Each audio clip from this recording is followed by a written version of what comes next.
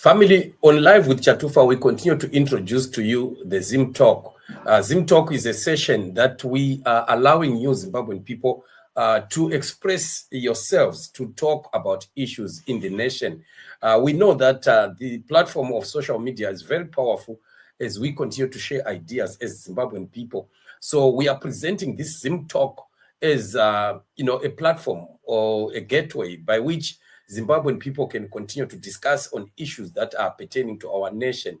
A lot is really happening that need Zimbabwean people to discuss, to share ideas, to encourage each other, strengthen each other, and to make out strategies of how to deal with the dictator in Zimbabwe. We are in the days that Mnangagwa is facing his last, and Mnangagwa, at any point in time right now, he may find himself out of power, and that is important. It's a critical time for Zimbabwe, considering how long the Zimbabwean people have waited for freedom to happen, for democracy to happen, for the dictatorship to fall, for a new Zimbabwe that is fair and just to come to pass. But it has not been happening. So now, finally, we are at a season and a time that we are now saying the opportunity has been presented. So it's very important for us to discuss and to talk. You have seen Wanamuda buying phones and giving Warakashi,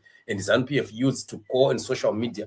It is because they understand the power of social media, why social media is important. They know why it is important. And this is why they are running around trying to bring in a lot of people to make noises on social media streets in support of Mnangagwa and whatever that Mnangagwa is doing, so that it may appear to the nation and probably to the world that Mnangagwa has so much support and stuff like that. But well, we know that Zimbabwean people have nothing to do with Mnangagwa, and he himself knows it, that he doesn't have the support of the people of Zimbabwe. No matter what he tries to do, no matter the lies, no matter whatever that he's planning to do, he is not going to succeed. So in this discussion, someone is saying here, Mnangagwa and his sons must not die, but they must live. They must not be killed.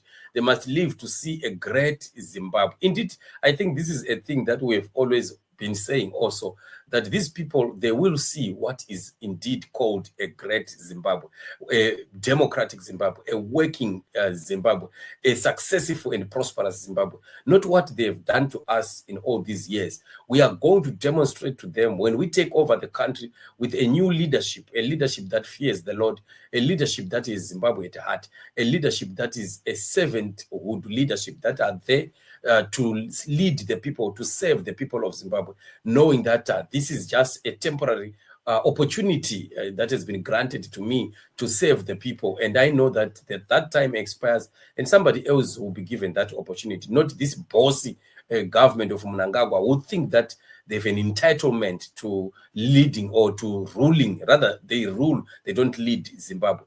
And then nobody else has a right to do so, which is a big lie and a self-deception. So we will continue to be standing in the gap and fighting to make sure that victory for the people is certain. And this is the season and this is the time that Zimbabwean people must join hands, talk, discuss, share ideas about our nation. So I want us to just listen to what is being said here over the issue of the Mnangagwa family and what should happen the day that they are going to go. And that day is not far from now, as we are seeing events unfolding in the country.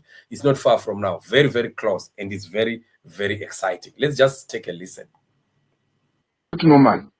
And the more we really take it seriously, this man, I heard someone is on a platform saying, Mnangagwa has got dementia. But then I asked myself, how again did we allow a man of Mnangagwa's IQ to lead us? Kuti, you really look at him, kuti, ari normally Mnangagwa zvaneta kuti anoti 2030 and then at the same time he's shaking hands people and encouraging them to 2030 aninga aripo, and we allow that nonsense to continue. That is the second thing. And then the third thing, I just want to talk about when Mnangagwa is gone. Mnangagwa definitely is going. One thing I want to make as a plea to the people of Zimbabwe. This is a personal plea, and I wanted to say it in Ndebele. And I will say it in Ndebele. Zimbabwe.